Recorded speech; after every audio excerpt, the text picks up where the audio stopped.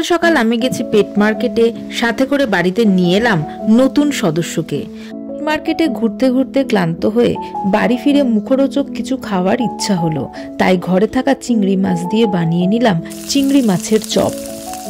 পেঁয়াজগুলো সরু সরু করে কেটে নিয়েছি, আর চিংড়ি মাছগুলো মাঝখান থেকে আড়াআড়ি ভাবে অল্প করে কেটে নিয়েছি, যাতে করে চিংড়ি মাছগুলো ভাজার পর গুটিয়ে না যায়। কড়াইয়ে সর্ষের তেল নিয়ে পরিমাণ মতো আদা রসুন বাটা ভেজে নিয়ে তার মধ্যে পেঁয়াজগুলো দিয়ে দিয়েছি।